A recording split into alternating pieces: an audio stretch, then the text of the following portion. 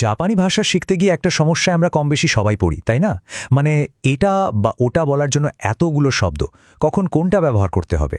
চলুন আজ এই জাপানিজ কোডটাকেই ভাঙা যাক। করে, কোনো, কুকো শুনতেও প্রায় একরকম, আর ব্যবহার করতে গেলে তো মাথাটাই গুলিয়ে যায়। জাপানি ভাষায় ঠিক কোন এটা যে কোন সময় ব্যবহার হবে সেটা নিয়ে কনফিউশন হওয়াটা খুব স্বাভাবিক, কিন্তু বিশ্বাস করুন এর পেছনের নিয়মটা খুবই সহজ। এই যে স্ক্রিনে দেখুন একটা জাপানিজ পাঠ্য বইয়ের চার্ট। এই খালি ঘরগুলোই হলো নতুন শিক্ষার্থীদের জন্য একটা বড় ধাঁধার মতো। কিন্তু কোনো চিন্তা নেই, আজকের এই আলোচনার শেষে আমরা সবাই মিলে এই পুরো ধাঁধাটার সমাধান করে ফেলব। তো চলুন তাহলে কোডটা ভাঙা শুরু করা যাক। এর আসল রহস্যটা কি জানেন? দূরত্ব। মানে কে কথা বলছে আর কে শুনছে, তাদের মধ্যে দূরত্ব কতটা, তার উপরেই সবকিছু নির্ভর করে। আর এই পুরো সিস্টেমটার একটা সুন্দর নামও আছে, কোসো আদো সিস্টেম। কোশুয়াদো সিস্টেমটা আসলে তেমন কিছুই না। এটা হলো ইশারা করে কথা বলার জন্য একটা সহজ আর যুক্তিসঙ্গত নিয়ম। মানে বক্তা আর শ্রোতা কে কোথায় আছে সেটার উপর ভিত্তি করেই শব্দগুলো ঠিক হয়। একবার এই নিয়মটা ধরে ফেলতে পারলেই দেখবেন সব পরিষ্কার হয়ে গেছে। আচ্ছা, এই স্লাইডটা কিন্তু খুব গুরুত্বপূর্ণ। দেখুন এখানে 4টে জোন বা এলাকা আছে। কো দিয়ে শুরু হওয়ার শব্দগুলো হলো বক্তার নিজের এলাকার জিনিস। সো দিয়ে শুরু হওয়ার শব্দগুলো হলো যে শুনছে তার এলাকার জিনিস। আ হলো দুজনের থেকেই দূরে, আর দো হলো প্রশ্ন করার জন্য। ব্যাস, এটাই হলো মূল ভিত্তি। তো থিওরি তো অনেক হলো, এবার একটু প্র্যাকটিক্যালি দেখা যাক, তাই না? চলুন প্রথমে শুরু করি জিনিসপত্র দিয়ে, মানে যে জিনিসগুলো আমরা ধরতে বা ছুঁতে পারি। ধরুন আপনি শুধু একটা জিনিসকে দেখিয়ে বলছেন এটা বা ওটা, সাথে আর কিচ্ছু বলছেন না। এরকম ক্ষেত্রে শব্দের শেষে রে বসবে। আর সাথে সাথে কিন্তু আমাদের ধাঁধার প্রথম সারিটা পূরণ হয়ে গেল। দেখুন, বক্তার কাছে থাকলে করে মানে এটা, শ্রোতার কাছে থাকলে সোরে মানে ওটা, দুজনের থেকে দূরে থাকলে আরে মানে ওইটা, আর প্রশ্ন করতে হলে দোরে মানে কোনটা। কি সহজ না ব্যাপারটা? কিন্তু একটা কথা আছে, যদি জিনিসটার নামও সাথে বলতে চান, যেমন ধরুন এই কলমটা বা ওই বইটা, তখন কিন্তু নিয়মটা একটু পাল্টে যাবে। সেক্ষেত্রে আমরা ব্যবহার করব নো সিরিজ। এই যে দেখুন আমাদের চার্টের দ্বিতীয় সারি।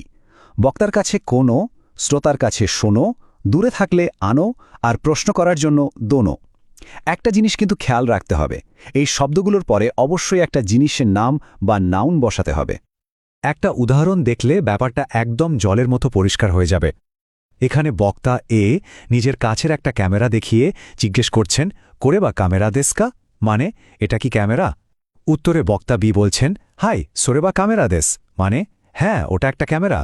দেখুন, বক্তার করে শ্রোতার কাছে গিয়ে সোরে হয়ে গেল। জিনিসপত্র চেনা তো হলো, এবার তাহলে জায়গা বা লোকেশন নিয়ে কথা বলা যাক। আর মজার ব্যাপার হলো নিয়মটা কিন্তু একদম একই থাকবে, শুধু শব্দের শেষের অংশটা একটু বদলে যাবে। যখন কোনো নির্দিষ্ট জায়গা বোঝাতে চাইবেন, মানে এখানে ওখানে এই সব, তখন ব্যবহার করতে হবে কো সিরিজ। ব্যাস, আমাদের চার্টের 3 নম্বর সারিও কিন্তু কমপ্লিট। বক্তার কাছের জায়গা হলো কোকো, মানে এখানে। শ্রোতার কাছের জায়গা হলো সোকো, মানে ওখানে। দুজনের থেকেই দূরের জায়গা হলো আসোকো, মানে ওইখানে। আর প্রশ্ন করার জন্য দোকো, মানে কোথায়। আর একদম শেষে আসছে চিরা সিরিজ। এটা ব্যবহার হয় দুটো কারণে, এক হলো দিক বোঝাতে, আর দুই হলো কথাকে আরও বেশি ভদ্র বা পোলাইট করতে। এটার সবচেয়ে ভদ্র রূপ। তাহলে আমাদের শেষ সারিটা দাঁড়াচ্ছে কোচিরা মানে এই দিকে, সোচিরা মানে ওই দিকে, আচিরা মানে সেই দিকে, আর প্রশ্ন করার জন্য দোচিরা মানে কোন দিকে। এই শব্দগুলো শুধু দিকই বোঝায় না, জায়গার নাম বলার সময়ও ভদ্রভাবে ব্যবহার করা হয়। তো কি মনে হচ্ছে, আমাদের ধাঁধাটা কি সলভ হলো? একদম। এই সিস্টেমটা ঠিক যেন আপনার জাপানিজ কনভারসেশনের জন্য একটা জিপিএস, যেটা আপনাকে একদম সঠিক শব্দটি খুঁজে নিতে সাহায্য করবে।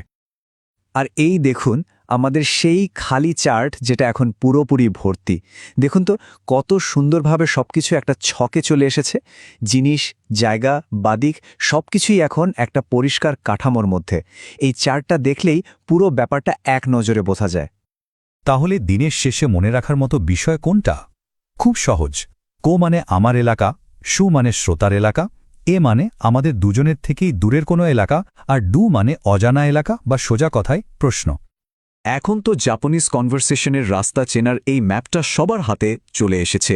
এবার তাহলে ভাবুন এই ম্যাপটা ব্যবহার করে প্রথম কোন দিকে যাত্রা শুরু করবেন।